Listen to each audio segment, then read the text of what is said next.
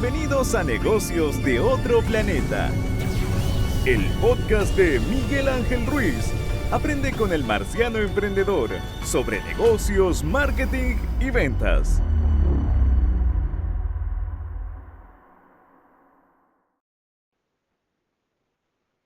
Podcast.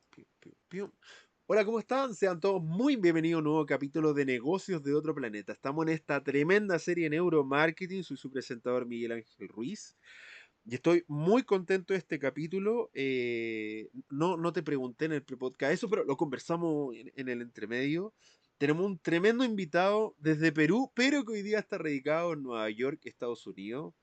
Un PhD, una persona realmente preparada, posicionada en esto, una persona, no sé si se entiende en Perú y el resto de Hispanoamérica el concepto capo, pero para mí capo seco es alguien experto, alguien notable, así que estoy muy contento de tener acá a Alfredo del Castillo. Alfredo, ¿cómo estás? Bienvenido a Negocios de Otro Planeta.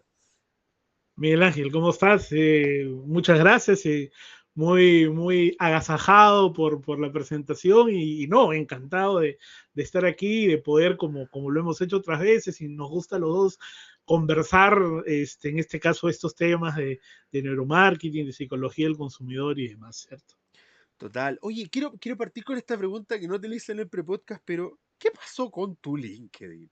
Que en algún momento te lo robaron y fue como de, what, ¿qué pasó acá?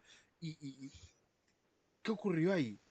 Tú sabes que nunca descubrí digamos, con certeza de dónde vino y cómo fue, no pude rastrear el asunto, pero en algún momento a alguien se le ocurrió hackear todas mis redes sociales, todas. Todas. O sea, LinkedIn, bueno, LinkedIn principalmente, digamos, no porque es lo que uno maneja más para el tema pues profesional y contacto y networking y demás, porque Facebook, Instagram, en realidad yo sinceramente no soy, nunca entré a un tema de generación de contenido, pero igual, a ver, tenía ahí, ¿no? Contactos y demás, ya eran cuentas identificadas por lo menos por mi entorno, y dentro de un día para otro, hackeado total. Entonces, en fin, cuando me di cuenta, porque me comenzaron a avisar de que, oye, Alfredo, pero qué raro, me ha recibido un mensaje tuyo diciendo eso, como que no, extraño, causaba extrañez entre algunos contactos y eso me hizo caer en cuenta de lo que había pasado. Entonces, échale a hacer, básicamente a tratar de ver cómo hacer y cerrar y tratar de pedir, y cada red no social tiene pues su protocolo, que tienes que enviar documentación y demás, y que se bueno, andar con esa jarana y con ese proceso para, básicamente lo que opté fue por cerrar, ¿no es cierto?, las cuentas. Entonces sí, alguna gente que por ahí está intentando contactar y demás, y sabes que justo coincidió con mi viaje para acá, entonces como que se dio ahí un medio vacío en contactos y demás, pero bueno, en fin, fue una cosa que pasó y que ojalá no vuelva a pasar, pero ya ahí se fue solucionando. No, pero era un LinkedIn, no era un LinkedIn de 100 personas, ¿ah? Un LinkedIn bien No. posicionado, bien interesante. Varios Por eso miles, fue varios como miles. de, Sí. oye, a ver, partamos por la base. Eres peruano, 49 años, vive en Nueva York, Estados Unidos. Hoy día eres profesor de la Universidad de Nueva York. Sí, señor. Eh, eh, Estoy dictando en la Universidad de Nueva York un curso, básicamente, que es eh, eh, Cultural Insight, ¿no es cierto? Digamos, el título tal cual, y que, como su nombre lo dice, ¿no? Tiene que ver con el tema de investigación y de insights en entornos multiculturales, ¿no? Tú te imaginas que Nueva York es probablemente, a ver, no tengo estadísticas así al milímetro, pero yo creo que con simple sentido común uno puede tener claro que es una de las ciudades más multiculturales del mundo. De hecho, yo vine a Nueva York a instancias de un encargo de una agencia de investigación muy importante aquí que se llama Horowitz, que quería un poco rediseñar y repotenciar su área de estudios multiculturales, específicamente orientado al tema de los latinos, ¿no? Que es te imaginarás, una fuerza poblacional poblacional y por ende económica, comercial y demás muy fuerte, y que, en fin, las estadísticas son alucinantes de lo que para algunos años hacia adelante va a ser la presencia latina en ese país. Entonces, eso, porque de hecho el contacto con la universidad fue posterior, pero instancias de ese trabajo que estaba haciendo, dieron ahí algunos contactos y me invitaron a dictar. Entonces, interesante, primera vez que dicto en otro idioma que también tiene ciertos retos. Uno habla inglés, pero tampoco es que, ¿no? Pero yo creo que valoran un poco probablemente más la experiencia, ¿no? Que pudiera volcar, digamos, en ese sentido. Y andamos, de verdad que es una experiencia que viene siendo muy, pero muy, muy enriquecedora, ¿no? Total, de hecho, yo creo que Estados Unidos debe ser una de las, no sé cómo le dicen, ellos le dicen como etnias, ¿no? Más poderosa y más fuerte en Estados Unidos, y siendo que esto es muy curioso y los latinos no lo tomamos tanto en consideración, el español es uno de los 3 idiomas más hablados del mundo.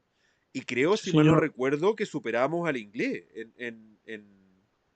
en cuanto a cantidad de personas hablantes de un idioma en el mundo, así que no somos tan poca cosa como la gente cree cuando un porcentaje importante de la población mundial habla nuestro idioma, ¿no? Sí, sí, es así, es así. Y eso está trayendo muchos sincretismos y muchas cosas muy interesantes a nivel cultural, primero, porque es de donde nace, y eso cómo decanta en prácticas y en conductas de compra y de consumo, ¿no? O sea, uno viene y viene, te digo yo, que conociendo algo de esto, vine a asumir este reto de investigar y tener más clara la presencia latina, y sus hábitos y sus costumbres y demás de consumo.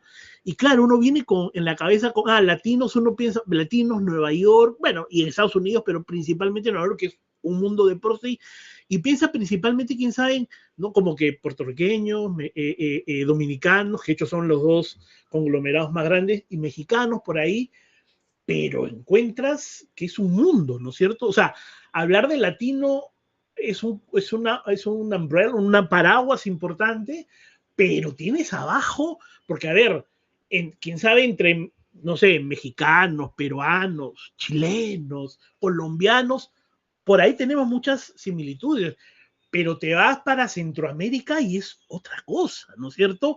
En muchas conceptualizaciones, incluso hasta las formas de nombrar las cosas, yo siempre le doy mucho énfasis al lenguaje, porque el lenguaje también construye realidades, ¿no es cierto? Y te evidencian cómo se entiende y cómo se relaciona las personas con la realidad. Entonces, es impresionante la diversidad que uno encuentra, ¿no es cierto? Total, nosotros tenemos Es, las discusiones de palta tomate, o sea, palta aguacate, son sí, discusiones sí, de base, sí, ¿no?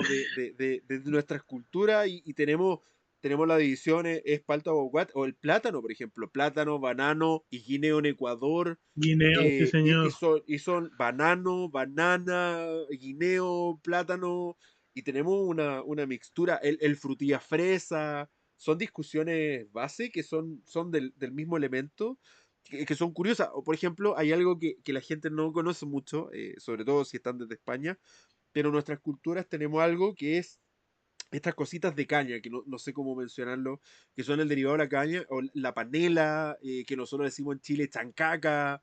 Entonces tienen, que es lo mismo, en estricto rigor es lo mismo, pero cada país lo nombra. O por ejemplo, que esto es muy curioso, el popcorn, porque cada país le hizo una forma distinta. En Chile se llaman cabrita, no me pregunten por qué, no tengo No, y ningún nosotros argumento, se llama canchita, pero crispeta, pero no sé qué. No, sí, claro, claro. palomita, y uno mira y dice, y es lo mismo, es exactamente el mismo elemento.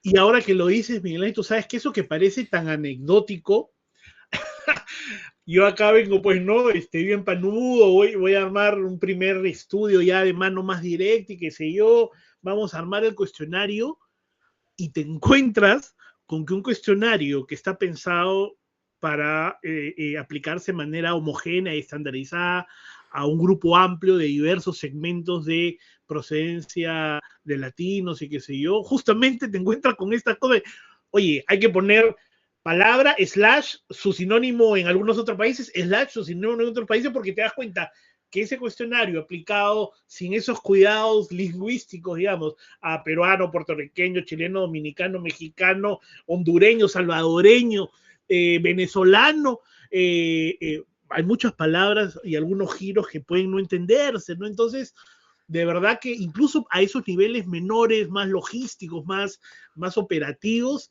es una demanda ya de por sí el pensar en una investigación tan plural a nivel de procedencias, ¿no? Total, de hecho, hay una diferencia muy divertida peruano-chilena, que es que en Chile nosotros, yo tengo una muletilla, bueno, en Chile tenemos un idioma autóctono muy, muy extraño, y a pesar de que hablo con gente de toda Hispanoamérica y mi carrera ha sido bastante intercultural, internacional, y puedo eliminar más o menos la mayoría de los modismos, los chilenismos que nosotros decimos, hay una palabra que me acompaña y que no puedo eliminar porque está intrínsecamente relacionado con mi persona, que es el cachai. ¿Cachai? En Chile significa me entiendes, me comprendes, me captas, viene del catch to me, o sea, una cuestión rara chilena. Y yo sé que cachar en Perú también tiene el mismo significado en Chile por lo demás, pero tiene cachar y cachai son dos cosas distintas, pero para usted me cachas tiene una connotación sexual. Entonces, yo recuerdo Sí. muy bien que a mí me invitaron a la... Espérame, no sé si... No, fue la Universidad de Lima. Fue la Universidad de Lima. Me invitaron a hacer una cátedra en la Universidad de Lima y yo, sabiendo esto, obviamente estamos hablando de que eran con pregrado, entonces eran puros jóvenes, pura gente joven, y para captar su atención le dije, quiero partir esto diciendo que soy chileno, y voy a decir muchas veces cachai. Cachai no es lo que ustedes piensan, no, sé que lo que está pasando por su cerebro, pero no tiene que ver con una connotación sexual, sino me captan, me entiendes, como Alexis Sánchez, ¿no? ¿Me entendí? Es lo mismo, pero me cachas. Entonces, es curioso que un término que para nosotros es tan normal, en otras latitudes que estamos hablando de que es cruzar la cordillera, no es como que esté cruzando medio continente, tiene una connotación brutalmente distinta, a pesar que en Chile también tiene la misma connotación, solo que es distinto, me cachas a me cachai. Son dos cosas, pero en fin, Claro, claro. son detalles fonéticos, pero muy importantes. Ahora, eres psicólogo social de la Universidad Católica del Perú, con estudio de especialización en comportamiento del consumidor, gestión de la innovación y con economía conductual y con comportamiento y con certificación internacional en neuromarketing y design thinking. Y esto es súper importante porque quiero preguntarte cómo llegaste a esto, porque esto lo he preguntado varias veces a mis invitados, porque varios vienen de la psicología. En la psicología es muy mal visto, porque la psicología se asume como algo clínico, es muy mal visto trabajar hacia las empresas, sobre todo en los años donde tú estudiaste, que es casi como prostituir tu alma al mercado, ¿no? Entonces, ¿cómo Sí, fue esto sí, de la sí. psicología al consumidor, el mercado, psicología? ¿Qué ocurrió ahí? Mira, es interesante la historia, Miguel, porque a mí desde que tengo uso, a ver, no sé si uso razón, pero no sé, desde que era adolescente probablemente, me llamaba mucho la atención, me gustaba mucho. Lo primero que captó mi interés fue la publicidad, ¿no? Eso, la publicidad, los eslogans, lo que decía la publicidad, cómo presentaban la publicidad los productos, los mensajes, cómo construían la imagen de los productos, los servicios. Eso me llamaba mucho la atención y sobre ese eje el marketing en general me comenzó a llamar mucho la atención. Ya eso era más o menos como te digo, adolescencia y acercándome terminar el colegio, ¿no? Y decidir, bueno, ¿qué estudio?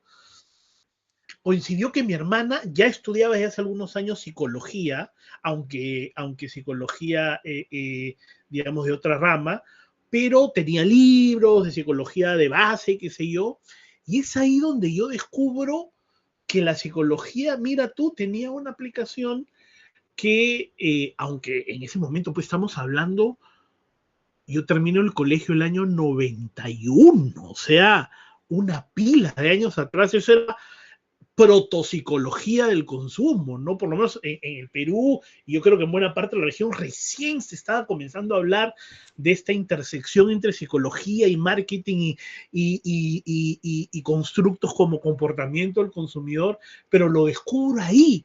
Y mi dilema entre que terminaba el colegio y me tenía que decidir a comenzar a estudiar algo era, ¿será que estudio marketing y por ende publicidad y demás, o psicología orientada al marketing.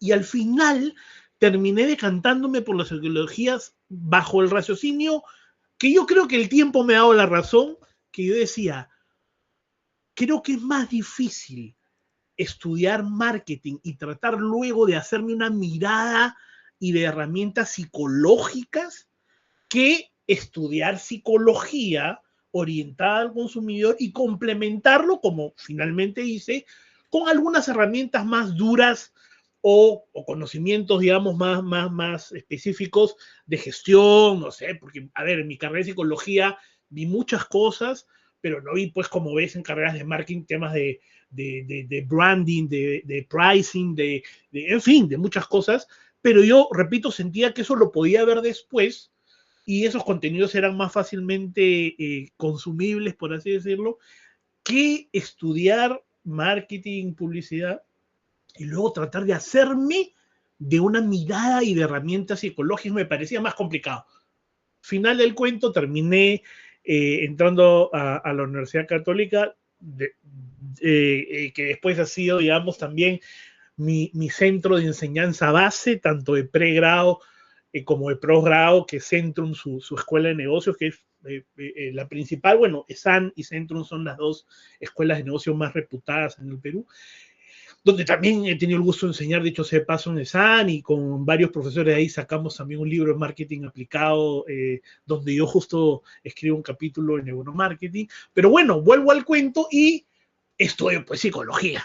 Y dentro de psicología, como tú sabes, dentro de la psicología general como disciplina, normalmente, bueno, no sé cómo puede estructurarse en otras latitudes, pero normalmente vas por o psicología clínica, educacional o social, y dentro de la psicología social, por lo menos en la currícula que tenía yo que optar, habían tres opciones. Dentro de psicología social, que era la psicología social empresarial, digamos, donde ahí ves recursos humanos, desarrollo organizacional y demás.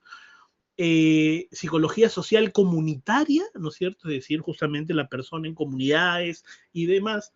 Y psicología del consumidor, que yo entré a psicología sabiendo que lo mío no era ni el diván psicoanalítico, ni la comunidad, ¿no es cierto? Ni la empresa incluso. A ver, empresa sí, porque sabía que estudiando psicología del consumidor, mi terruño laboral iba a terminar siendo claramente empresa, pero digamos lo que me interesaba era eso, ¿no es cierto? Rescatando mi enamoramiento adolescente con la publicidad, con el marketing y demás. Y es así, donde termino en psicología social, me especializo en psicología del consumidor y en realidad desde terminando la carrera, yo la termino y si mal no recuerdo, un año después, un par de semestres después, me invitan a dictar y desde ahí he dictado, como te digo, teniendo de base a la Universidad Católica, pregrado después de varios años en posgrado, y bueno, de ahí he tenido menos mal la suerte de poder colaborar con instituciones educativas de pre y posgrado en varios países, ¿no? De Latinoamérica, de aquí en Estados Unidos, en España, ahí en estos universos, ¿no? De comportamiento del consumidor, psicología publicitaria, investigación cualitativa, innovación consumidor céntrica, siempre teniendo al consumidor y a su conocimiento como eje, digamos, de base para la estrategia, ¿no? De marketing, de innovación y demás, ¿no?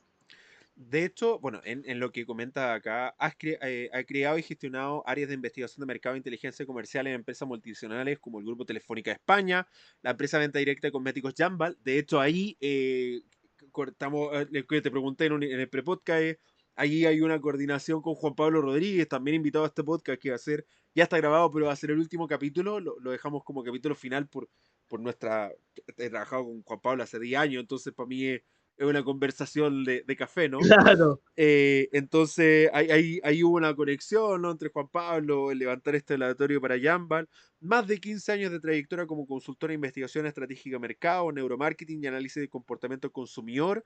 habiendo desarrollado más de 800 proyectos en 12 países para un universo de alrededor de 80 empresas nacionales y multinacionales, asumo nacionales del Perú, ¿no?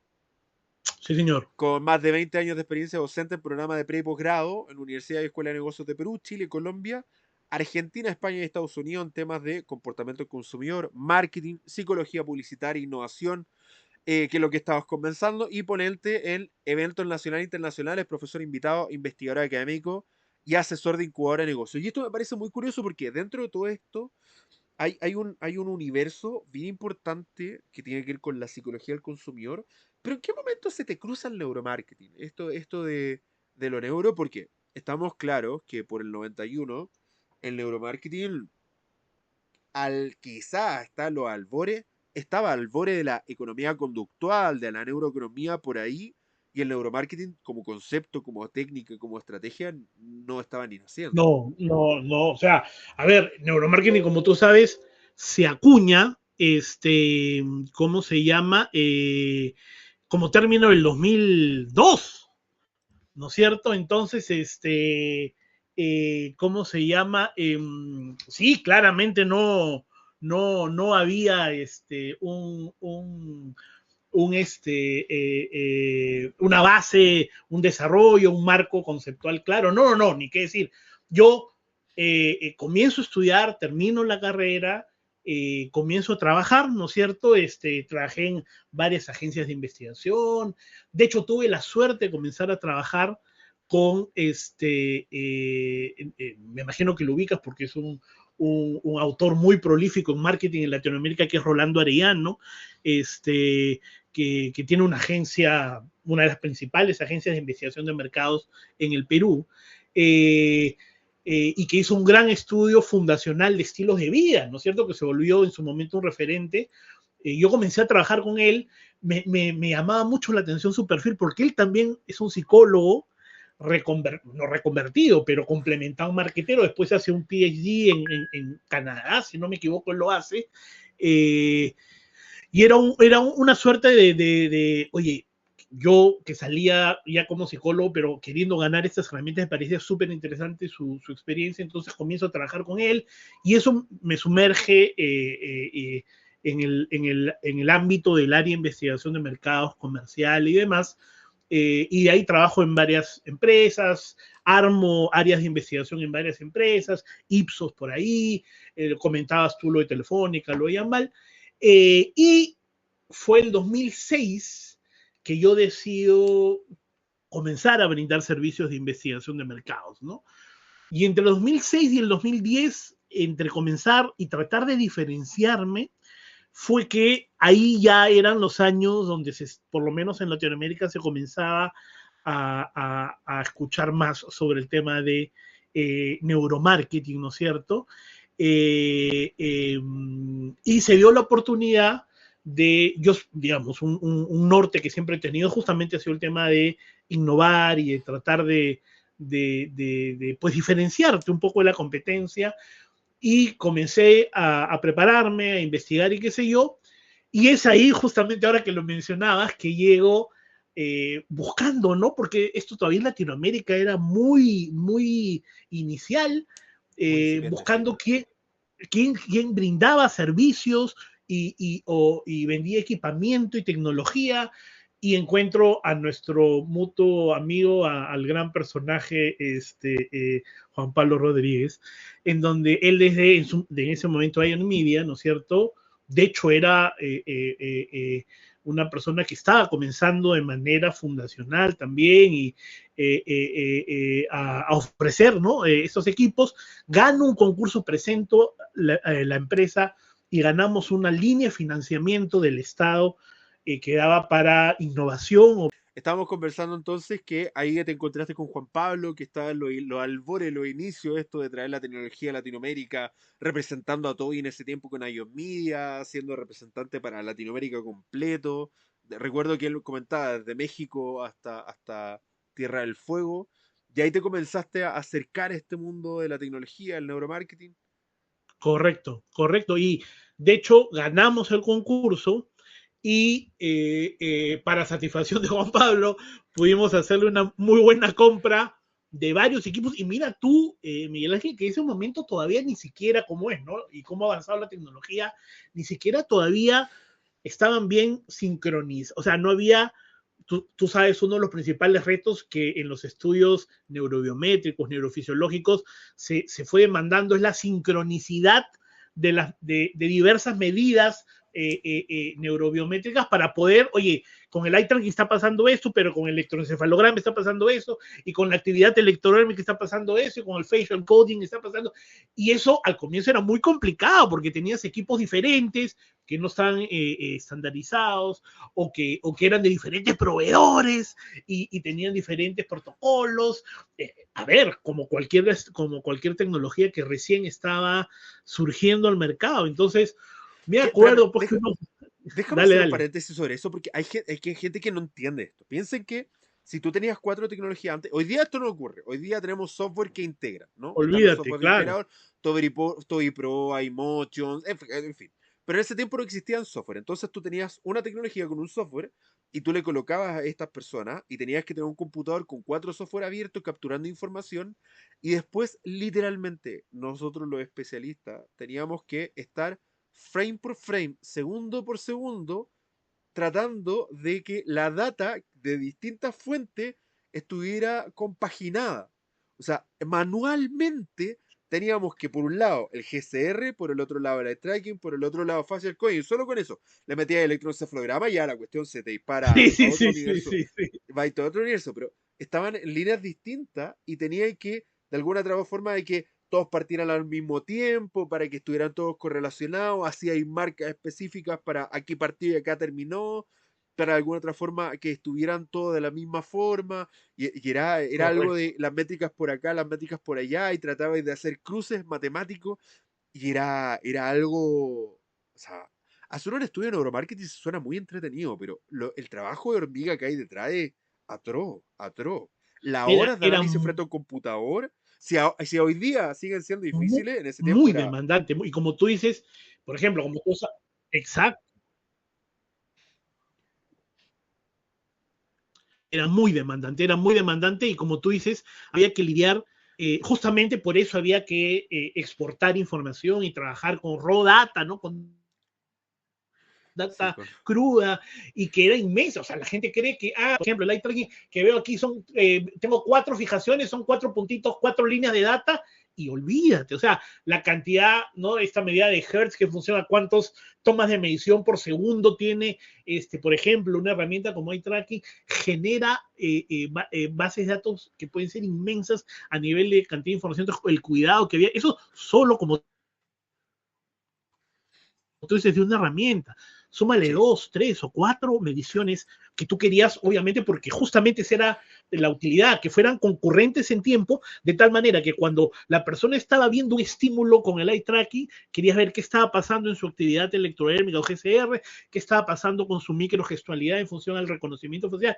Y como tú dices, ahí nomás, esto que parece fácil y parece entretenido, sofisticado y glamoroso, que de alguna manera lo es, además por el avance que eso permitía en ese momento, pero el procesamiento de eso era impresionante y muchas veces oculto al cliente que no entendía a veces, y seguro ustedes se han enfrentado como yo, y por qué cuesta tanto, y no sé qué, y no, porque no tenía la menor idea de todo lo que había atrás de eso, ¿no es cierto? Total, mira, solo quiero hacer una salvedad. Esto es un X230, ¿ok? ¿Qué significa el X230? Significa que este aparato saca 30 fotos por ojo por segundo. Perfecto. Significa que, para que ustedes tengan, es que creo que Claro, entiendan la claro. perspectiva, ¿no? En un Significa comercial que de es, 30 segundos, no, digamos. pero que entiendan esto. En un segundo, este eye tracking saca 60 líneas de Excel, porque son 30 líneas de Excel de un ojo y 30 líneas de Excel del otro ojo. Perfecto. Saca, en un segundo sacan 60 líneas. Esto es uno de los más básicos por lo demás. ¿Sí? Está el TX300 que saca 300 fotos por ojo por segundo. O sea, 600 líneas por segundo. Si tiene un spot de 30 segundos, multiplica eso, en este caso los 60, por los 30 y te da solo las líneas de datos de un Excel de eye tracking. Y si eso es una persona, si eso lo multiplicas por una muestra, te das cuenta que son líneas y líneas y líneas de Excel, pero de una forma pero apoteósica. Esto la gente no lo entiende, ¿ah? No, Correcto, no, uno que la ha visto y que la analiza y que después uno tiene que correcto. ver esa información e interpretarlo en data y que esa data sea atractiva para el cliente y que sea útil para el cliente y aparte dar resultados. Si el neuromarketing no es fácil, la gente que cree que el neuromarketing es fácil es la que nunca se hubiera tocado un laboratorio. Sí, señor, sí, señor. Y mira, claro, ahora, eran cosas propias del 2010, ¿no es cierto? Que, que además, y con todas estas complicaciones, Miguel Ángel fue rico porque a ver, nos permitió a mí y al equipo que tenía en la empresa en ese momento justamente empaparnos de cómo es y de conocer, porque hasta ese momento nuestro acercamiento al neuromarketing era básicamente teórico, ¿no es cierto? Porque en el Perú no habían equipos, de hecho en Latinoamérica había muy pocos equipos de eso. Entonces construimos este laboratorio y de hecho con apoyo de Juan Pablo y todo, en algún momento le pasé por ahí los resultados, hicimos el que a la sazón fue el primer estudio experimental de neuromarketing aplicado en el Perú, que fue un estudio que hicimos en el marco de porque esta línea de financiamiento del Estado nos decía, bueno, esto tienen que terminarlo con algo que genere conocimiento, ¿no es cierto? O sea, Ajá. me dices que quieren comprar esos aparatos y que sé yo, bueno, estupendo, pero tienen que terminarlo con algo que genere conocimiento y Pero hoy se te lo están aporte un pagando. poco a la innovación en fin, al sector. ¿Perdón? Que al fin y al Lógico, cabo, sí. exacto, ¿para qué estás usando mi plata? ¿No? Y entonces hicimos este estudio y que, te lo cuento así rapidito, fue un estudio auditado por la Universidad Católica porque tenía que tener un referente académico. De hecho, eso generó también algunas publicaciones y algunos artículos. Eh, y fue un estudio que lo planteamos de tal forma, te lo cuento así rapidito. Fue eh, eh, lo que queríamos era además tener un doble objetivo el estudio. Por un lado, que le sirva al proyecto para justificar, me diste esta plata, a esto llegamos, vamos a tratar de divulgar esto y que se conozca en el Perú, pero para mí, yo quería que sirva esto como también como una herramienta de venta, ¿no es cierto? Que el cliente pueda tangibilizar en ese momento, 2010, como estamos hablando, los albores del neuromarketing, recién se estaban conociendo la etiqueta de neuromarketing, por ahí habían algunos vendehumos en la región y qué sé yo, pero no, sin mencionar nombres, pero el asunto es que pues hicimos un estudio, entonces yo pensaba que me sirva para estos dos objetivos. ¿En qué consistió el estudio? Creamos, a un diseñador le dijimos, créame 5 afiches, ¿no es cierto?, de estos que van en los puntos de venta de un chocolate ficticio. Nos inventamos el nombre Choco Crisp, lo vimos en algún lado de otro país, no recuerdo cuál, creo que de México. En el Perú no existía el chocolate Choco Crisp. Entonces creamos un chocolate Choco Crisp y le dijimos a un diseñador con mucha experiencia, créame 5 afiches, todos tienen que tener el precio, el mismo precio, una pequeña descripción que era, no sé, chocolate con galleta, de no sé, en fin.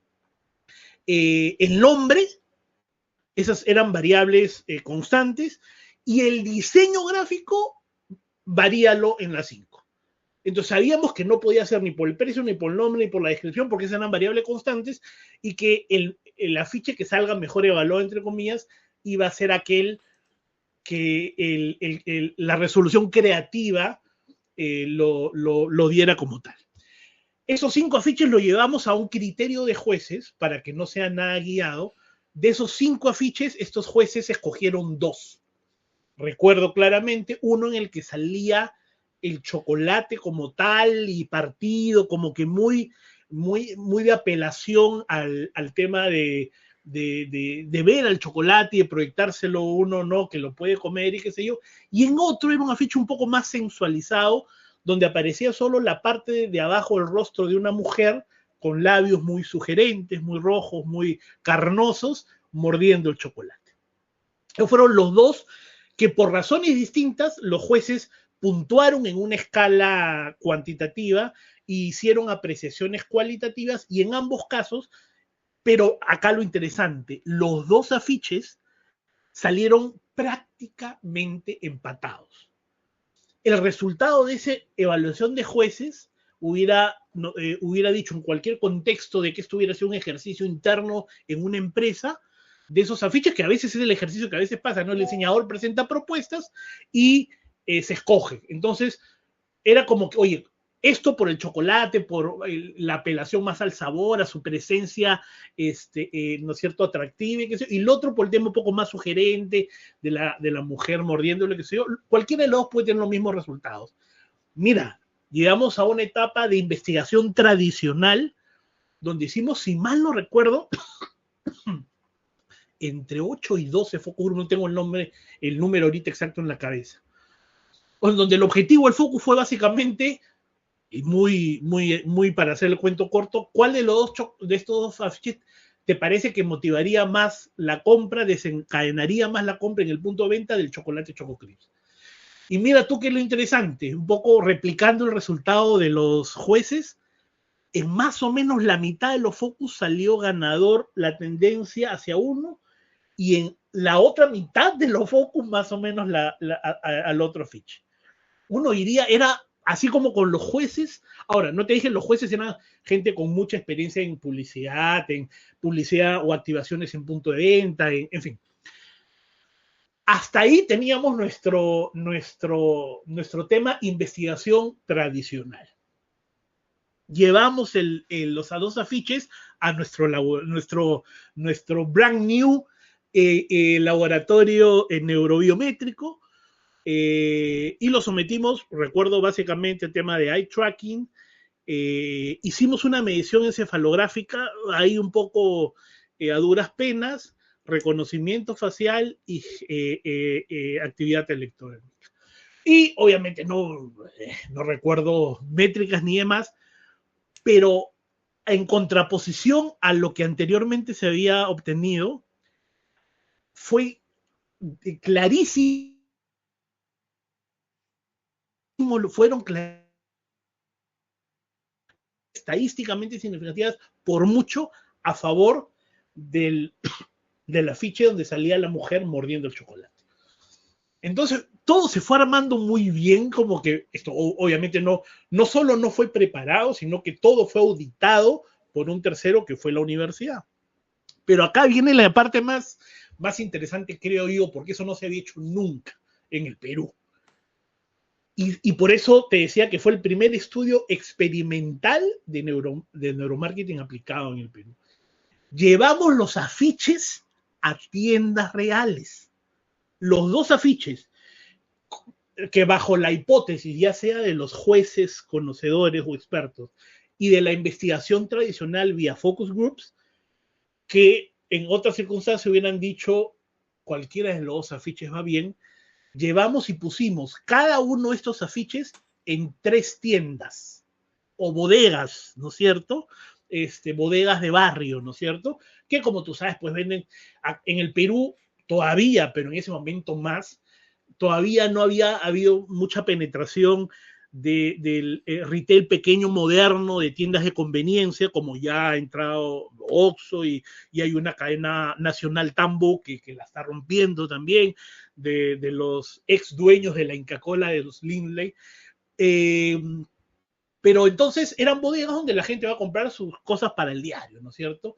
En un solo distrito de Lima, cercano a la universidad, porque fueron alumnos a quedarse todo el día en las tiendas, en 3 tiendas que además homologamos, que fueran tiendas más o menos de tamaño parecido, que se orientaban a un público objetivo parecido. Todo lo tratamos de estandarizar para que no hubieran, como tú sabes, en investigación que se llama variables intervinientes que ensucien la explicación de los resultados. 3 tiendas o bodegas el afiche del chocolate, en 3 tiendas el afiche de la mujer. La investigación tradicional nos decía que cualquiera va a caminar mejor, o bien la investigación neurobiométrica, neurofisiológica, nos decía que no dudemos que el afiche de la mujer iba a motivar mejor la compra. Hasta la posición de los afiches en las bodegas se trató de que sea muy similar. Y tenías a estudiantes de la Universidad Católica, que ya se había previsto, y en el horario fue durante una semana, 7 días, de lunes a domingo, simplemente se sentaban ahí por un lado de la tienda, en una esquinita, a tabular cada vez que una persona chocolate. Y acá yo te llamo la atención, porque, pero de repente el chocolate no existía. Entonces, la única forma de que el comprador verbalizara, oye, por favor, deme un chocolate Choco Crips, era porque estaba viendo el afiche, porque ese chocolate no existía, era la primera vez en su vida que estaba viendo ese chocolate. Entonces, eso daba evidencia de que había visto el afiche. Tabulación, esto se fue ni siquiera pasó por nuestras manos. Esos registros fueron a la universidad, quien tabuló esta información y nos dio los resultados, como te imaginas, los esperamos con muchas ansias. Y el resultado fue que casi 3 veces de pedidos del chocolate que la investigación neurofisiológica nos dijo respecto al afiche que iba a gatillar en mayor medida el pedido de compra, fue justamente el afiche que casi 3 veces, mira, ahí sí tengo el número exacto, 2.7 veces de pedidos del chocolate fueron generados por ese afiche versus el otro, ¿no? Entonces todo salió, a ver, no pudo no haber sido así, pero todo salió redondo en el sentido de nos sirvió para justificar obviamente el desembolso y el financiamiento, y nos justificó para, en esos años donde recién se estaba hablando de neuromarketing, dice, bueno, esto ya existe, esto es una realidad, y miren cómo, versus una investigación un poco más tradicional, solo guiándote del reporte del consumidor simple, digamos, cómo te puede dar realmente más pistas de ciertas cosas que pueden estar desencadenando esta activación a un nivel más emocional, menos consciente, más primario, frente a un estímulo como era el de este afiche, ¿no es cierto? Fue muy, muy redondo. De hecho, esto generó divulgación y rebotar en medios, y en fin, pero fue un caso muy bonito. Esto fue el 2012 ya, el término y la divulgación de esta investigación y demás, pero te imaginarás, pues ya desde ahí, el conocimiento, de ahí solo para adelante fue seguir investigando, seguir conociendo, y luego de ya manejar todo el tema neurobiométrico, neurofisiológico, Miguel Ángel, fue mi reto de tratar de bajar a tierra, digamos, el neuromarketing en su versión un poco más aplicada, en el sentido de, oye, ¿cómo podemos rescatar estos principios y esta dinámica del funcionamiento cerebral para hacer como una investigación cualitativa con esteroides? Hacer como una upgrade, una potenciación de la investigación cualitativa, ¿no es cierto? Que yo sentía que se hacía muy mal, y que teniendo claro estos mecanismos, estos sesgos cognitivos, estas rutas emocionales antes que racionales, y llevando eso a protocolos de levantamiento de información y de indagación profunda, podían darle una capa más a la mano a las empresas que de repente, ojalá pudieran invertir en estos equipos neurobiométricos, pero si no, ¿cómo hacer para que ese pequeño emprendedor, para que esa startup, para que esa pequeña o microempresa, poder formarla en conversar con sus clientes potenciales o actuales, y con, repito, estos principios de neurociencia aplicada a la indagación más cualitativa, poder también tener un acercamiento profundo que, ojo, no te lo da la neurobiometría. Yo siempre digo, por eso uno de los mitos, de hecho en el capítulo que escribo en este libro de neuromarketing, yo digo, juego a desmitificar 2 que creo yo son mitos que se tienen respecto al neuromarketing, ¿no es cierto? Uno, dámelo. Correcto. Uno es, lo tienes que haber escuchado tú, espero que no hayas incurrido en él, pero mucha gente enamorada del neuromarketing enarbola esta frase o esta defensa de que, no, el neuromarketing es importante porque el consumidor siempre miente. Y yo digo, a ver, ¿tiene parte de verdad? pero hay un sustrato que descansa en un desconocimiento del consumidor para llegar a esa conclusión. ¿Cuáles Lo son lamento, le voy a hacer sustentadas la científicas salvedad. académicas? Voy a hacer la salvedad. Mi charla en Neuromarketing se llama Todo el mundo miente. Así que lo siento, sí, lo lamento. Y tú sabes, a ver, fuera de bromas, tú sabes que yo le corregí, a Juan Pablo le decía, pues yo a Juan Pablo lo escuché y le decía, no, Juan Pablo. Claro, a ver, yo entiendo que las cosas a veces también tienen cierto tema de gancho, de hook, de marketing. Me queda clarísimo. Por ese lado, por eso te digo, No, pero mi pero charla se llama Todo el mundo miente. Lo siento.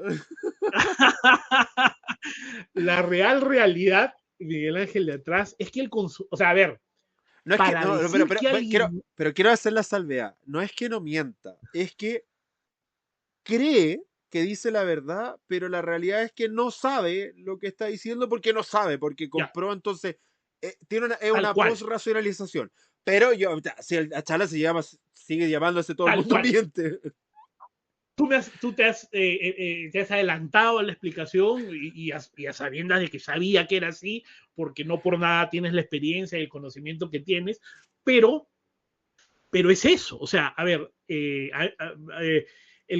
para hablar de mentir, tenemos que partir de la premisa de que alguien sabe que algo es verdad y se va por otro lado, ¿no es Sí. cierto?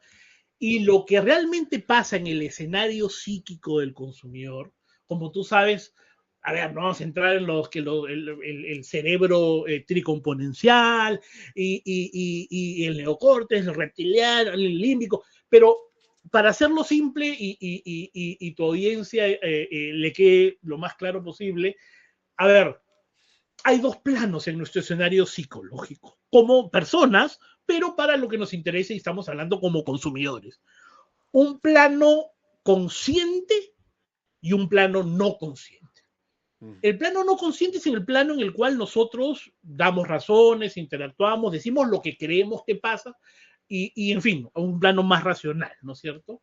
Y tenemos el plano no consciente y que en lugar de racional está más teñido de lo emocional, ¿no es cierto? Y lo instintivo, ¿no es cierto? La emoción, la sobrevivencia, los instintos, las emociones, no pasan muchas veces por un radar no consciente, ¿no es cierto? Entonces, un poco la explicación va por ahí. El consumidor desconoce muchas de sus motivaciones. Uno de los que comenzó a hablar sobre estos temas, de hecho tú lo conoces, es el profesor Gerald Saltman de Harvard Business School, que claro, él tenía también una frase sugerente y provocadora que decía el 95% de los pensamientos del ser humano, del consumidor, creo que verbalizaba tal cual la frase, es inconsciente, decía él, ¿no es cierto? Claro, era una frase que es imposible de comprobar experimental o a nivel experimental o de investigación, pero por lo menos sirvió para que mucha gente comenzara a hablar y ahí pues vinieron, obviamente tú hacías alusión a la economía conductual, en ese marco, bueno, además de Daniel Kahneman, que fue el primer premio Nobel psicólogo en economía, o sea, Daniel Kahneman, no sé si tú sabías, era un psicólogo El que primer ganó el Nobel, premio Nobel en economía. el primer premio Nobel de economía no economista. Ese fue el Exacto. hito.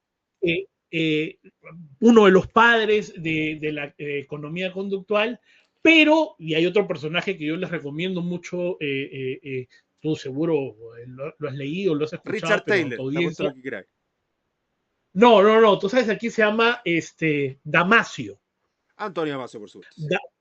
Antonio Damasio es un neurocientífico de origen portugués-americano Mm. que comenzó a desentrañar esto, ¿no es cierto?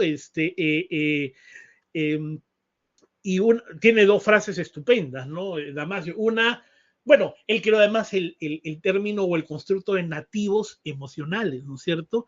Él describía al ser humano como un nativo emocional tratando digamos, volver a poner sobre la mesa, o más bien, poner sobre la mesa, de que el paradigma que había guiado por muchos años, ¿no es cierto?, la toma decisional del ser humano, con la economía más ortodoxa y más clásica, de que buscando en cada decisión el máximo beneficio y utilidad y qué sé yo. Bueno, eso no existía, ¿no es cierto? Y él, Y nunca por ejemplo, existió. decía, Nunca exacto, existió. y nunca existió. Y él decía, no, no somos seres racionales, ¿no es cierto? Él un poco le da vuelta a esta jerarquía, decía, y decía, nosotros tomamos decisiones emocionalmente y las justificamos racionalmente. Y eso fue, Miguel Ángel, una suerte de fuegos artificiales abreojos para muchas disciplinas, dentro de ellas la psicología aplicada al consumo, al comportamiento del consumidor, a la investigación de mercados, para darnos cuenta, tú, si te pones a pensar en un paradigma positivista racional, probablemente desde esos años, en Latinoamérica, bueno, lamentablemente en muchos proveedores de investigación aún, había esta mirada, repito, más dura, racional y positivista de hacer cuestionarios inmensos en donde para desentrañar tus motivaciones de compra en una categoría de producto, te hacían normalmente una batería de ítems relacionados a tu compra. Yo busco, valoro la marca, valoro la procedencia, valoro la garantía y ponle un puntaje del 1 al 5, al 10, whatever, y sus resultados, ¿no? Se procesaban, se proyectaban, incluso se llegan a hacer análisis multivariados. En ese momento era el non plus ultra, el análisis de correspondencia, el análisis multidimensional, el factorial, los mapas perceptuales, pues era una locura, orgásmico ya el tema de a lo que se podía llegar.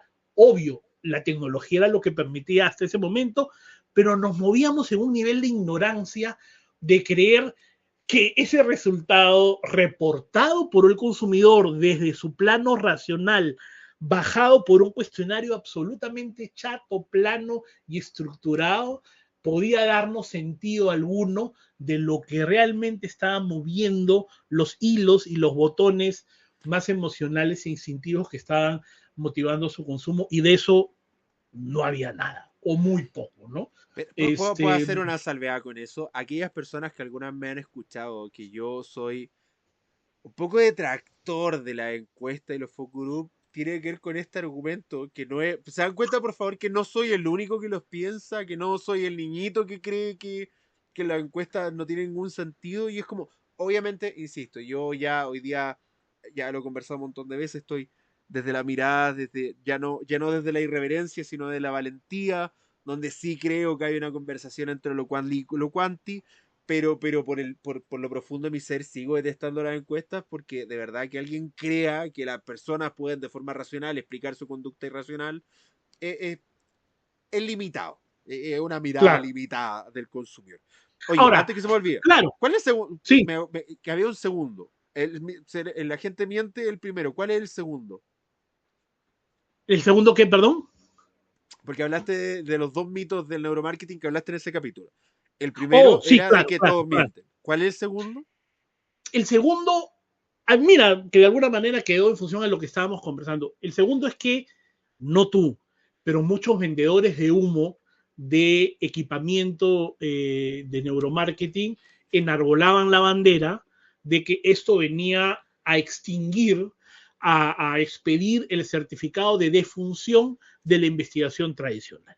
Ah, Y eso ni ha pasado, ni ni está va a pasar. pasando, Ni va a ni va pasar. a pasar. ¿Ok? ¿Sí? Vamos a Y conversar. una cosa, Tenemos que y yo conversar. siempre, exacto, yo siempre doy un ejemplo muy claro. Tú le puedes poner el arsenal de equipamiento neurobiométrico que quieras a un consumidor. Hagamos ubiquémonos en el marco de un pretest publicitario. Tú puedes poner, con todos estos equipos que hemos hablado, de eye tracking, reconocimiento facial, ¿cómo se llama? Dentro del eye tracking, dilatación pupilar, y información de cambio de temperatura, GSMR, en fin. Y todo eso, claro que te va a dar muchísima información sobre que estímulos, que excitación emocional, escenas con mayor capacidad de enganche, a ver, muchas cosas y tú las sabes muy bien, pero no te va a dar visos de qué está pasando en la cabeza de la persona en el momento que está pasando eso que las métricas neurofisiológicas te están mostrando. Tú por eso sabes que en el protocolo de investigación neurofisiológica se usa mucho esta técnica de think aloud, ¿no es cierto? De propiciar de que la persona te vaya verbalizando para que luego tú puedas hacer match de ese reporte. Sigue siendo importante el reporte de la persona, lo que te dice durante la visualización, si acaso, o la revisualización, porque a veces se muestra una vez para que solo se concentre, se muestra otra vez para que en tanto la vuelve a ver te diga, y luego le puedes hacer una post-entrevista en donde ahí sí, con técnicas de indagación profunda, con técnicas de asociación metafórica, con técnicas en fin, y ahí podemos hablar también mucho de la investigación neurocualitativa, pues huaquear, como digo yo, es un término muy peruano, no sé si se entiende, huaquear.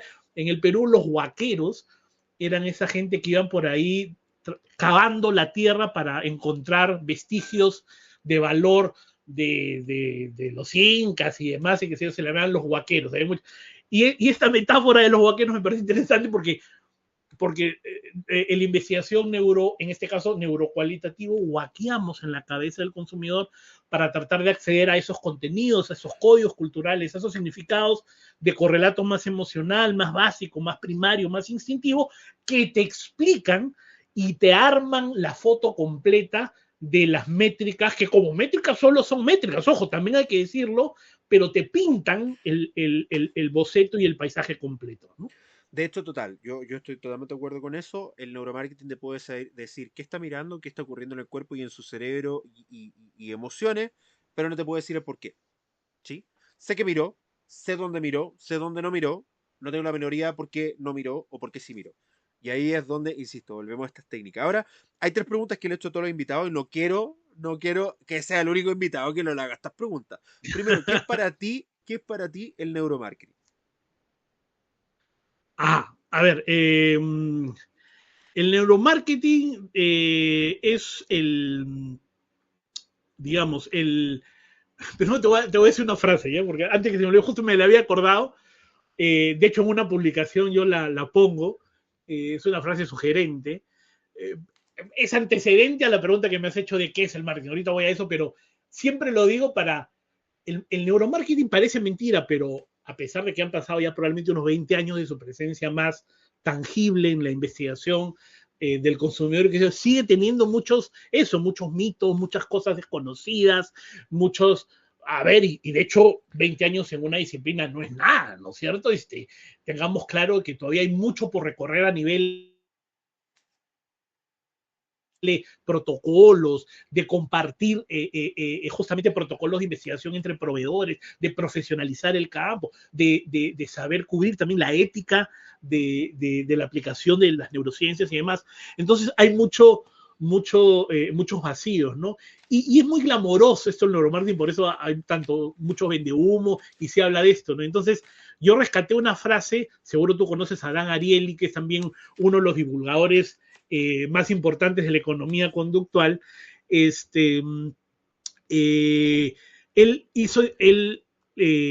fraseó o verbalizó bueno, no verbalizó, yo la había escrita, pero esta frase aplicándola al Big Data, ¿no es cierto? Al Big Data. Pero me pareció tan buena la frase que yo la extrapolé y la apliqué al neuromarketing y va como que el neuromarketing es como el sexo en la adolescencia, ¿no? Todo el mundo habla al respecto, nadie sabe realmente cómo hacerlo, todos piensan que los demás lo están haciendo, así que todos dicen que también lo hacen, ¿no? Creo que es una frase que grafica justamente el estadio tan primario que todavía parece mentira tiene el neuromarketing.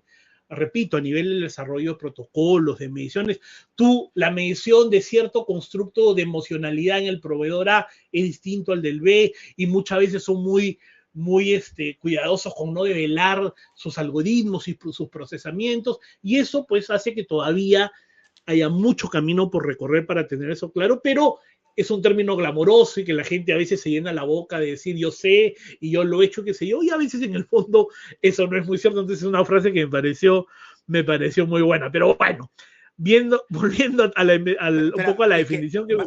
hablando de sexo, me acordaste esta frase, lo siento.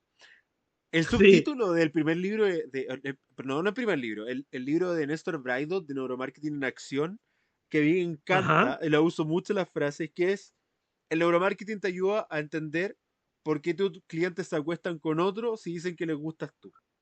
Me Sí, sí, encanta, sí, me sí, sí. encanta, porque es como de, ok, porque él dice que te ama, pero se va a acostar con la competencia. Sí, un poco Sí, eso es lo que señor. busca Sí, el sí, neuromarketing. sí, sí, sí, Me sí. encanta. Yo creo que Braidot estuvo un año entero pensando si ponía esa frase o no. Pero, pero a ver, volviendo un poco a una especie de definición que me pedías, a ver, yo creo que es una de las disciplinas que su mismo nombre termina siendo muy descriptivo de lo que es, ¿no? ¿A qué voy? Que es una disciplina que nace de la aplicación de la neurociencia al marketing, teniendo de alguna manera como marcos conceptuales integradores a la psicología del consumidor y a la economía conductual. Yo trato de, yo lo conceptualizo así. ¿Para qué? Para buscar explicar, digamos, el comportamiento, el procesamiento de información y la toma de decisiones del consumidor en base a la comprensión del funcionamiento del cerebro.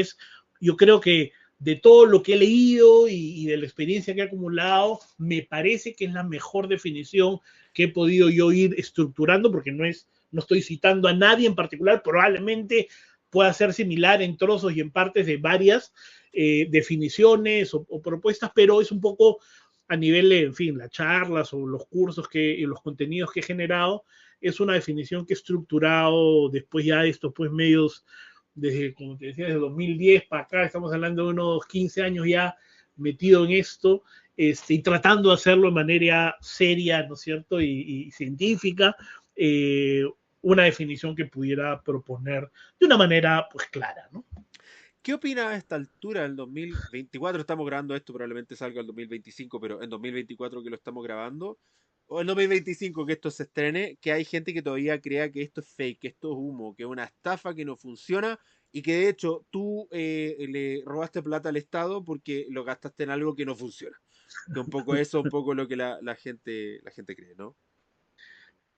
No, a ver, yo creo que, a ver, primero poniéndome democrático y abierto, pues todas las opiniones son, quiero pensar que son opiniones que no nacen de la ignorancia, porque ahí sí es como que más peligroso y más gratuito, diría yo, ¿no? Yo creo que basta que una persona que por ahí le interese, se acerque, y yo creo que ahora, a ver, de las grandes facilidades que tenemos actualmente es el acceso, Miguel Ángel, a la información. Entonces yo creo que alguien con 5 dedos de frente, en lugar de buscar random en YouTube, que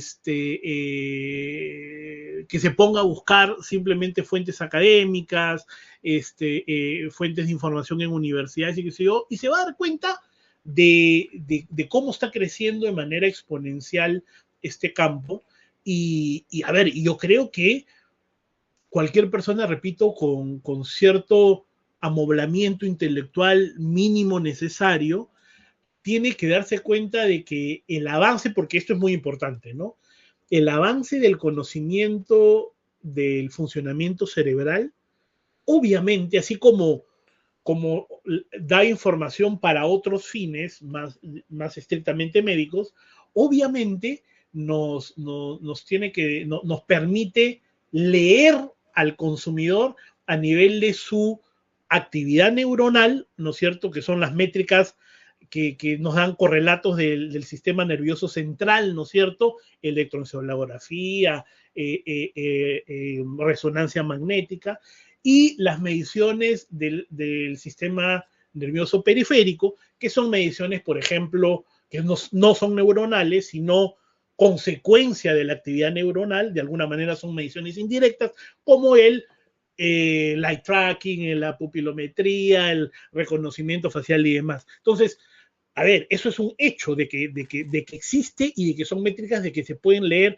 para ver dónde está viendo, si hablamos del eye tracking, dónde está viendo la persona, en qué orden, cuánto se queda en cada esto, qué carga cognitiva hay, esto asociado a un tema como por ejemplo, la dilatación pupilar, teniendo claro de que es un principio neurofisiológico de que mayor excitación, hay una mayor dilatación pupilar, y si eso lo cruzo con que el eye tracking me muestra que está viendo algo y que además el electroencefalograma me muestra que cobran una mayor actividad cerebral, zona del cerebro asociados a determinado tipo de procesamiento de información, es que yo digo, ahí simplemente son tecnologías ya validadas largamente, hablándote y diciéndote de lo que está pasando con el consumidor. Entonces, ahora, que eso lo puedas usar de una manera estricta para moverte solo en el territorio de lo que esas métricas te permiten explicar, ahí sí es que se diferencia a un proveedor serio y a un proveedor vende humo que te arma, ¿no es cierto?, un cuento de hadas y proyecta de manera gratuita y random sobre un territorio que debería circunscribirse a lo que eso te muestra y obviamente lo que la interpretación y la experiencia de los que nos dedicamos a esto nos permite saber. Oye, que si un comercial termina con una alta actividad emocional, eleva la memorabilidad y hace que se potencie la posibilidad de recordarlo más adelante en un estudio de recall, after day, qué sé yo, o sea, ya para algo también los que nos dedicamos a esto conocemos cómo conectar los puntos, pero yo creo que el daño lo hizo y lo hace la gente que sobrevende el neuromarketing, Miguel Ángel, y que sobrepasa sus reales y actuales capacidades explicativas para ofrecerlo justamente, ¿no es cierto? Como te decía uno de los mitos que te comentaba, como que lo demás ya no sirve y solamente esto, y no solamente, sino que esto te asegura, y yo siempre digo, no hay investigación, sea encuesta, focus group o investigación neurobiométrica que te asegure que la aplicación de las recomendaciones que surjan de ese estudio vayas a tener éxito sí por sí, porque hay muchas otras variables. Tu muestra, tu tamaño de muestra, cómo seleccionaste tu muestra, qué tan representativa fue, qué tan bien hiciste en los análisis. Entonces hay muchas variables mediante. Pero repito, yo creo que a cualquiera que investigue y que acuda a fuentes confiables, serias y científicas, se va a dar cuenta cómo avanza esto, cómo ha avanzado, y que estas métricas que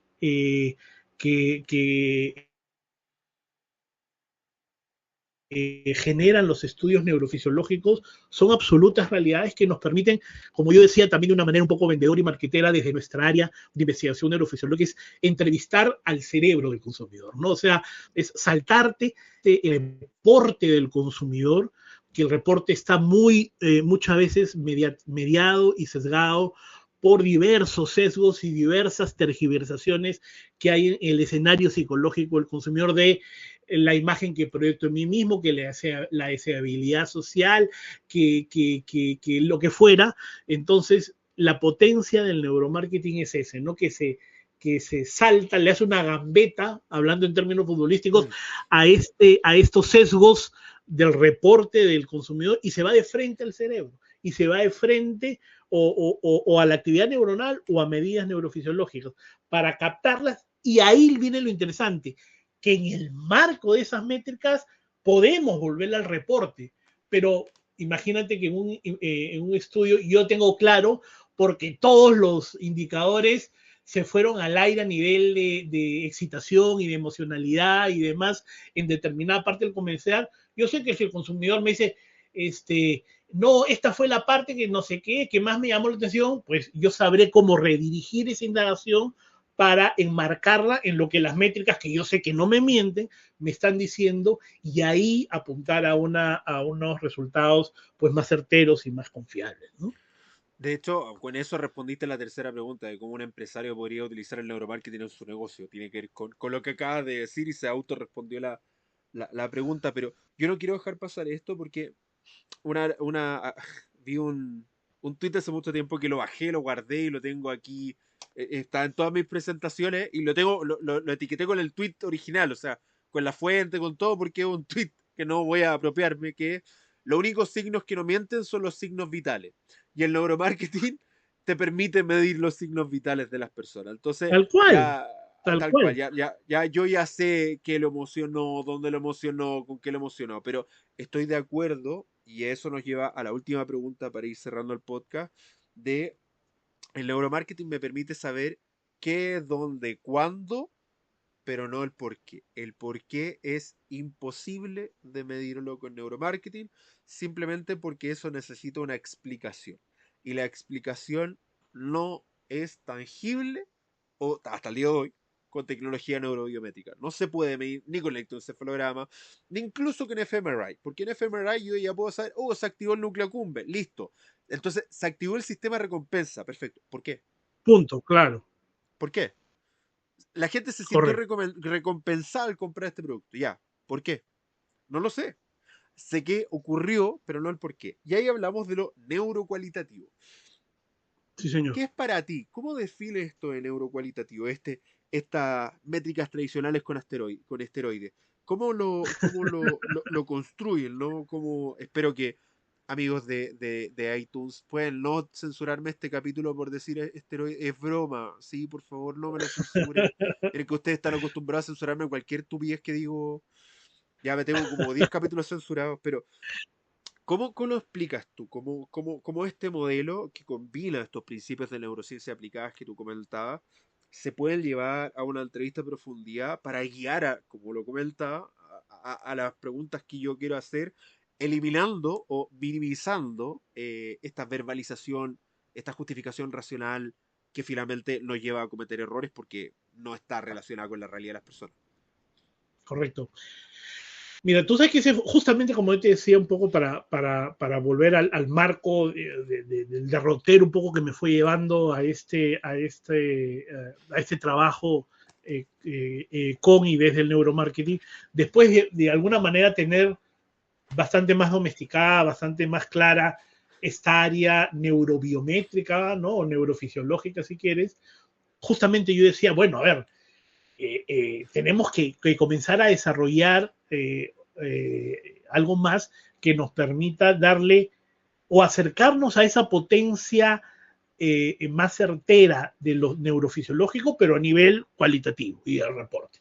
No solo pensando en nuestra oferta hacia el cliente, sino, repito, en una genuina intención de que, porque hemos hecho muchos workshops y charlas y cosas con emprendedores, con startups, con pequeños y microempresas, y yo decía, a ver, probablemente muchas de estas personas o estas microempresas no están en capacidad de adquirir equipos ni de pagar estudios neurobiométricos, pero cómo poder ayudarlos para que entiendan cómo funciona el cerebro y cómo hay que preguntar y acercarse al consumidor. Y ahí es donde comenzamos a desarrollar, Miguel Ángel, diversos protocolos. Tú sabes que la investigación cualitativa, el focus group, la entrevista en profundidad, tienen su origen en la investigación clínica, ¿no es cierto? Incluso, si no vamos más atrás, incluso en el tema psicoanalítico. O sea, el ejercicio de conversación guiada de la investigación comercial de mercados deviene de las técnicas que desde la psicología se usaban para justamente dándole la importancia que tienen las palabras y el reporte, ir entrando, insertándose en territorios fruto de la conversación más profundos y menos racionales. Y con ese objetivo fue que comenzamos a recopilar experiencias, ver buenas prácticas, ser muy creativos para desarrollar cosas y a desarrollar protocolos de técnicas que en muchos casos tienen el escenario, son o focus, que como tú sabes es una indagación grupal, o una entrevista que es una indagación uno a uno, eso como marco, ¿no es cierto? Pero la forma de preguntar o los protocolos que se desarrollan la indagación sí que son muy distintos, ¿no es cierto? Por ejemplo, una técnica que nosotros fuimos desarrollando y hasta donde yo sé un poco acuñando de manera comercial, es el tema de regresión guiada, ¿no es cierto? Y te cuento, si quieres, un caso, porque a veces el caso va a permitir eximirme mayor explicación y darse cómo eso se puede dar.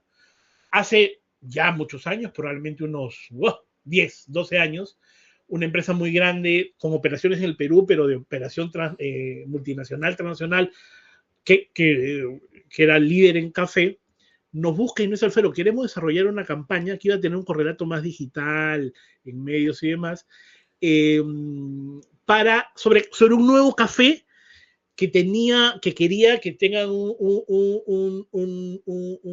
digamos, un feel, un approach más al adulto temprano, ¿no es cierto?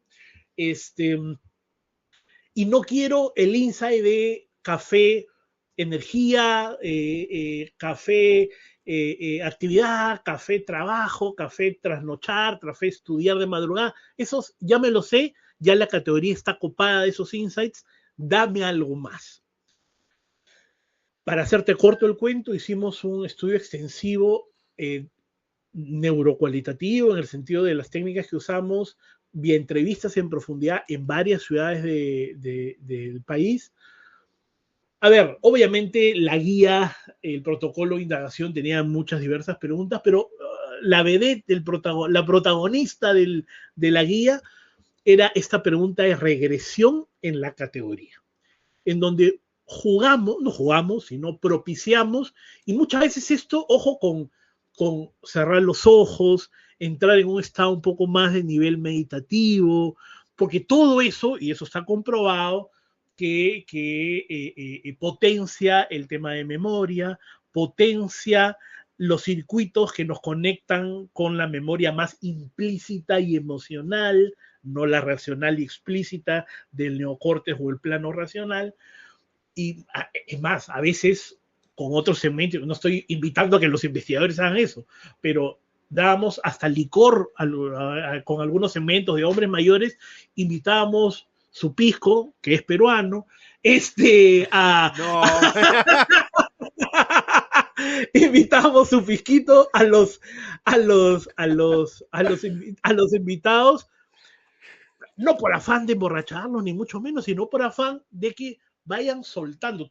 A ver, cuando uno consume licor, hay cierto nivel de inhibición que está también ligado con cierto nivel de, vamos a llamarlo de manera simple, transparencia, locuacidad y verborrea, que facilita la interacción. Pero digo, a veces un poco eso también está pensado en saber cómo funciona el cerebro. Estamos aplicando ahí neurociencia, pero bueno, regreso al caso. En el caso de estos hombres y mujeres adultos tempranos, en el marco de entrevistas en profundidad, los pusimos un poco a cerrar los ojos, a meditar, e incluso usando una voz que propicie un estado meditativo, en este caso de evocación, porque fuimos diciéndole, a ver, yo mismo guié algunas entrevistas iniciales como una especie de capacitación al equipo, que luego se fueron a todas las ciudades. Permíteme recordar a grosso modo lo que se decía es, traten de recordar los primeros años en su vida, cuando eran lo más chicos o lo más chicas, lo más niños o lo más niñas posibles, el momento en el que recuerdan, en el que puedan ubicar su primer recuerdo con el café. Y claro, y esto y acompañado de preguntas, ¿no? ¿Qué imágenes se te vienen? A ver, las típicas. La familia tomando café, el olor del café en las mañanas. Y ojo, mira, ahí todavía estamos en un plano evocativo, pero medio racional, ¿no? Porque es temas fácticos. Y queremos entrar al territorio más emocional, más instintivo. Y había que preguntar. Esto es un juego de preguntas, de ladering, de ir pelando la capa de la cebolla en profundidad para entrar en ese territorio más primario, más instintivo y más emocional. Y a nivel de repreguntas, claro, decían, oye, pero ¿a quiénes veías tomando café?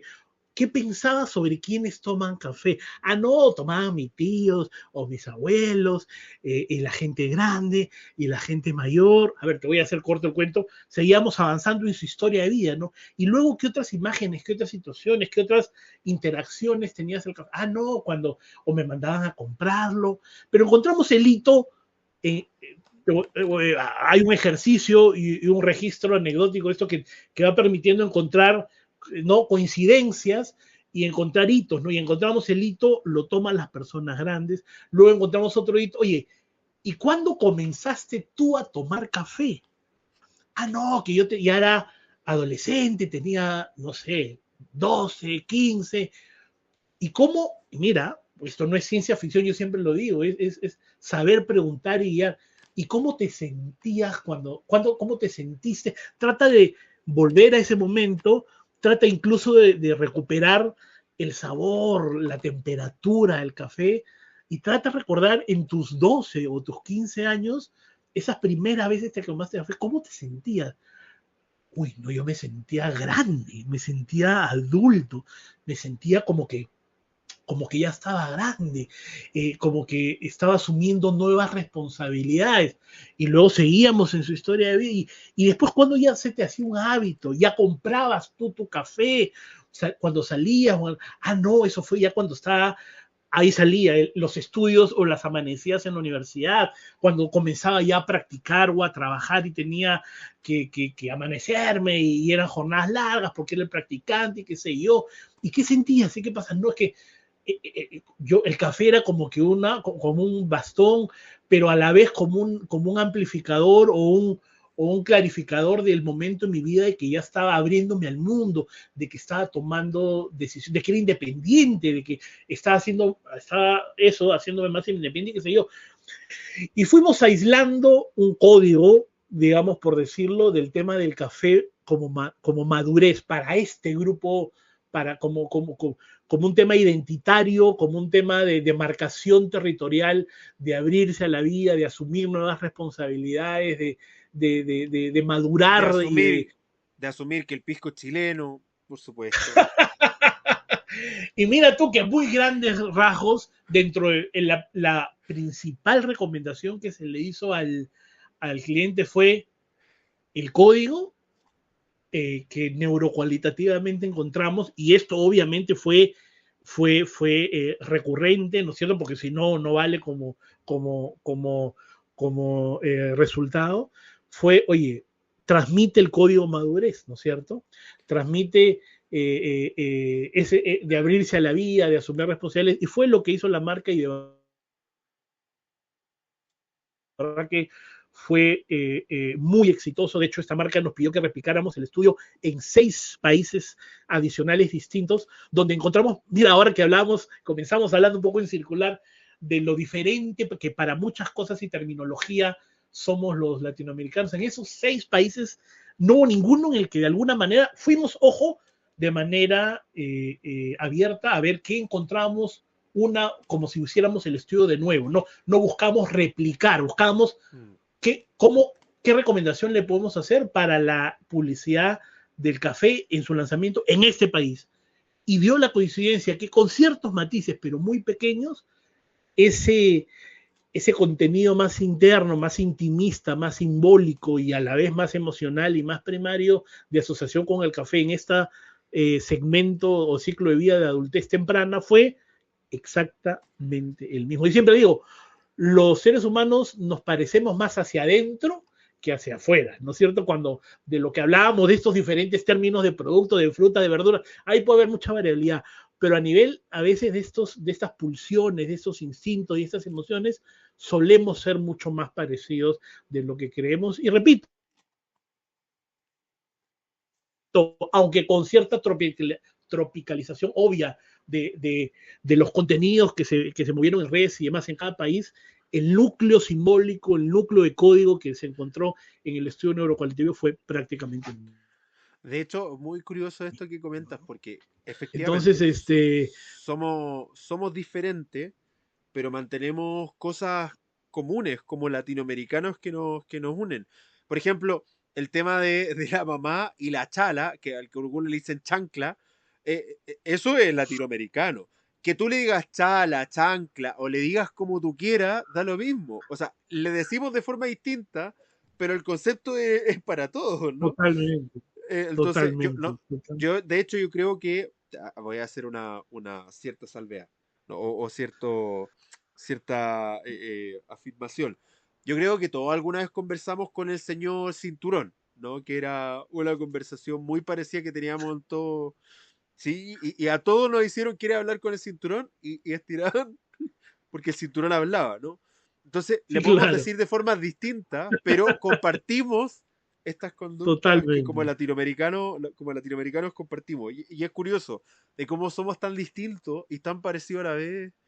Porque al fin y al cabo, totalmente. igual, piensa que si tenemos una cultura que nos une, que es la española, que unificó y nos entregó como un poco lo mismo, que tropicalizamos cada uno a nuestro estilo. Y de hecho, De hecho, Miguel Ángel, una de las razones, disculpa que te interrumpa, una de las razones no, no, por las no, cuales pálate. también, y hay diversas investigaciones que a nivel de composición y tamaño muestral lo han validado, el hecho de que, una de las razones, no la única, pero de que los estudios neurofisiológicos no demanden muestras muy grandes, es también por eso. O sea, en la investigación más tradicional de reporte, hay tanta variabilidad posible en función a tanto sesgo interviniente en el reporte del consumidor que las muestras tienden a ser más grandes para poder tener validación estadística y que las diferencias comiencen a menguar en esta distribución que se trata de que sea normalizada. Pero en los estudios neurofisiológicos no se necesita tanta muestra. De hecho, hay estudios que confirman que para la explicación de un solo segmento, por ejemplo, mujeres de tal a tal edad, de tal nivel económico, para ese núcleo de nicho, digamos, probablemente con 15, 20, 30 casos es suficiente. Y se han hecho estudios que las métricas están estabilizadas con solamente 20 o 30 casos y se siguen haciendo muestras hasta 400 o 500 y las diferencias ya no son estadísticamente significativas. Por eso te decía yo lo que te comentaba hace un poco, hace unos minutos. Somos más variables hacia afuera y lo que decimos y nos comportamos que hacia adentro. O sea, nuestra respuesta neuronal y fisiológica es mucho más parecida de lo que creemos, ¿no? Voy a hacer una salvedad con el tema de las muestras. Nosotros recomendamos mínimo 20 personas por segmento. 30 ya cuando queremos tener certeza y certeza absoluta para eliminar cualquier tipo de outsider, 40 por segmento. Yo he participado de forma directa en un estudio con más de 1000 casos. Es un estudio que pidió una multinacional. Nosotros les dijimos que después de 20, 30 íbamos a tener saturación de la data, íbamos a obtener exactamente el mismo resultado y este tipo nos dijo, lo siento, yo necesito las 1000 personas para que me validen el estudio y es como, oca, tú los pagas, más feliz para nosotros, más trabajo, Sí, pero claro. más plata. Obtuvimos exactamente el mismo resultado con 40, con 20, con 100 y con 1000. La variación era estadísticamente inútil, insignificante, y por lo tanto descubrimos lo que hemos descubierto siempre, de que las pequeñas muestras para otros segmentos, desde el punto de vista de lo cual no son invalidantes en el tema de las muestras, y de hecho hay un libro estadístico que se los voy a dejar en el enlace que ustedes pueden buscar, donde se ven las variables y la cantidad de casos, y la verdad es que entre 30 y 40 es lo normal, así que no es tan Correcto. extraño, y claro, ya cuando quiero hacer una muestra mucho más extensa, hombres y mujeres, distintos rangos etarios y estratos sociales, ahí sí tengo que rellenar celdas de 20, 30 cada uno, por supuesto, y ahí tenemos un universo de 180, 220 casos, pero no es tan necesario. Oye, antes de terminar el capítulo, quiero hacer la salvedad, y esto es una opinión real, 100% real. Yo sí creo, honestamente, de que el pisco es chileno, pero, pero, no, déjame hacer esta salvedad. No, Creo que no, el no mejor vamos pisco. a terminar así este podcast tan entretenido y No, pero es tan, que, tan deja, enriquecedor, amigo Miguel Ángel. pero déjame terminar con esto. El mejor pisco sour que he probado, lo siento, es peruano. Debo decirlo con total honestidad. ¿Sí? Pero debo decir que tampoco soy tomador de pisco, así que no. Prefiero No, el a México. ver, y lo que te he dicho es de absoluta broma, de verdad que a mí No, todos sí. esos temas chauvinistas me parecen tan estúpidos.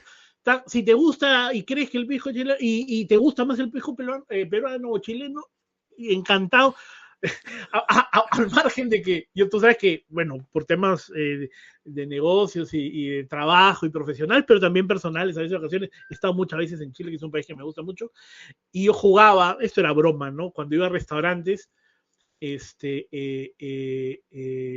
porque no sé si seguirá haciendo eso, pero hasta la última vez que yo fui a Chile y yo pedía un pisco sour, me decían, si mal no recuerdo, me decían a la peruana o a la chilena, o algo así me Sí, preguntaban, o con sí. pisco peruano. Recuerdo que me preguntaban a la peruana, no sé, y yo le digo, ¿es que hay otra forma acaso? Le decía al mozo, y el mozo como que miraba, no sabía qué decirme, pero no, o sea, a ver, lo que tú dices sí es cierto, ya es una cuestión de gusto. Es cierto que o sea, a nivel de procesamiento, eso es un hecho comprobado, que el pisco peruano es un destilado más fino en el sentido del procesamiento del pisco y la cantidad de uvas que se requieren para destilar 1 litro de pisco, pero fuera eso, como tú bien dices, es un tema de gustos y de colores No, pero y cada quien que sea yo, feliz. yo tengo amigos de todo Hispanoamérica, he visitado muchos países y la verdad es que solo pequeñas minorías muy cerradas en sí mismas creen que de verdad tenemos diferencias tan importantes en nuestros países. Yo creo que cualquier peruano que viva en Chile puede decir que fuera de bromas que son típicas como la que acabamos de escuchar, que por ningún caso molestan. O sea, es ridículo que yo creo que alguien se moleste de verdad y discuta si es peruano o chileno y se agarren y es como uno mira y dice como amigo, supéralo, ya supéralo.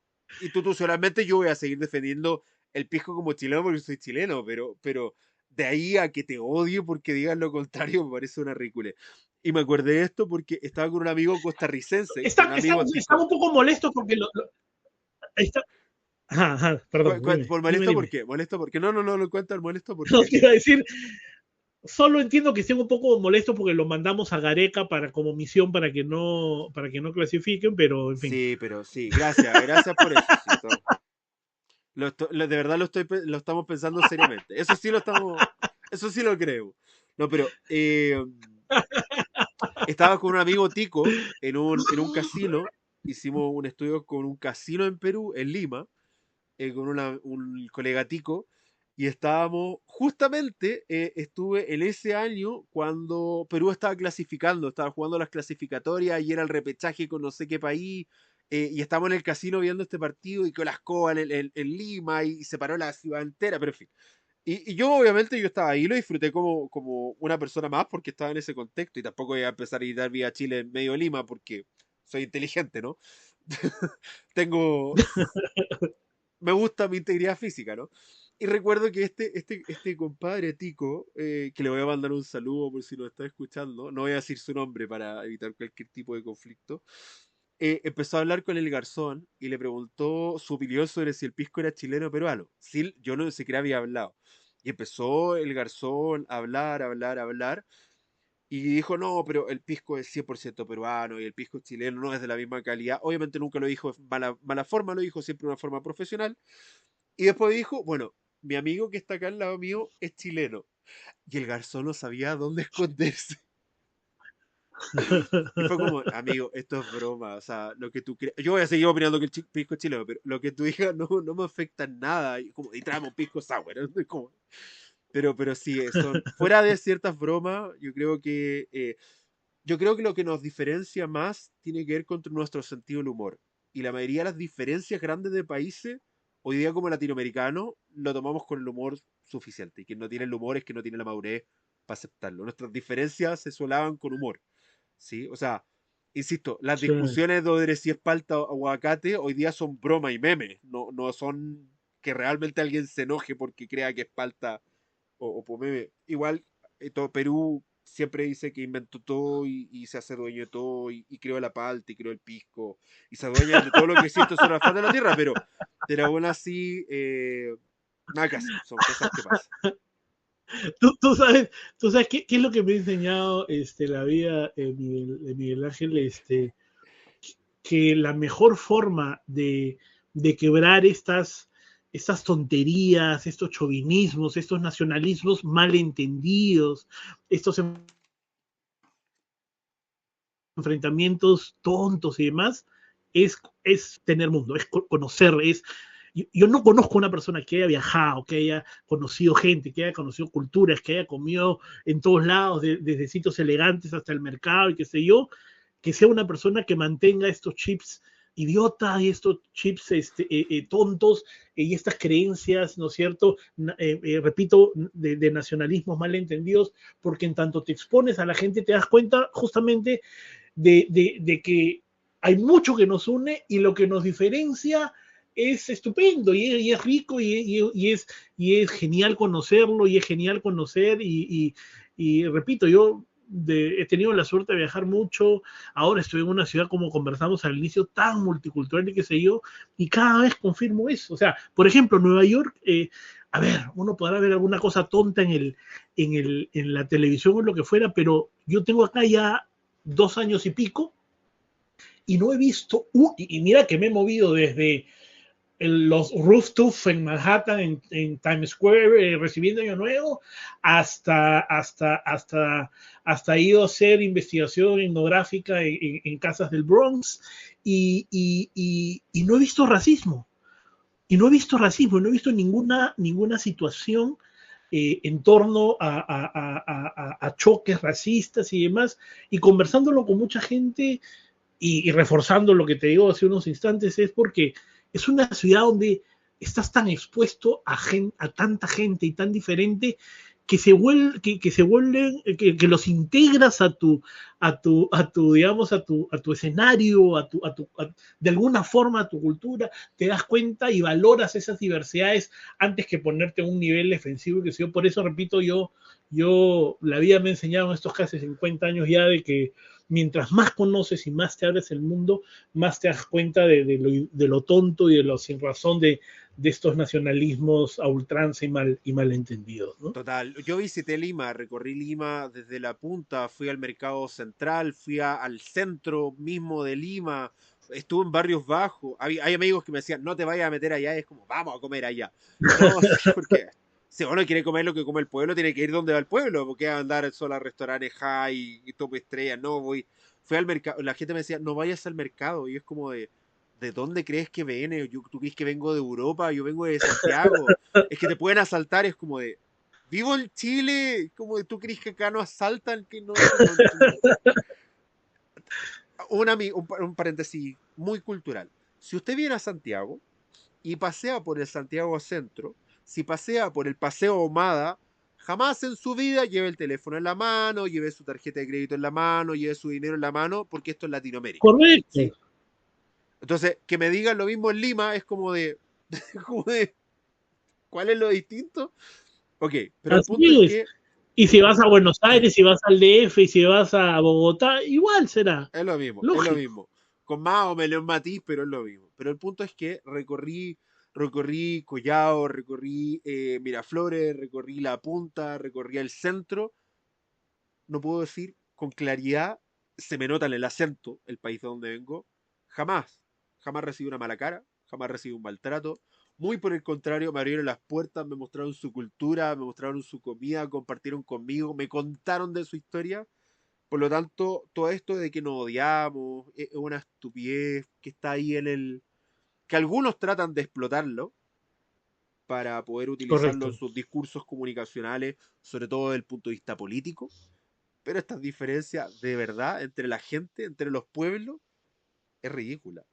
Yo no recibí ningún maltrato, ninguna discriminación recorriendo todo Lima, desde los barrios pobres hasta los barrios más ricos. Eso, por lo tanto, ¿cómo me voy a sentir discriminado por alguien que me abrió las puertas? Y así en Colombia, y así en Argentina, y dudo. En Argentina bromeamos con que está ya a mi lado la cordillera, con que este lado es mío, da lo mismo, son bromas, y por lo tanto, insisto, estoy de acuerdo con estos nacionalismos malentendidos, son de algunas personas específicas que buscan explotarlo con los fines políticos, normalmente.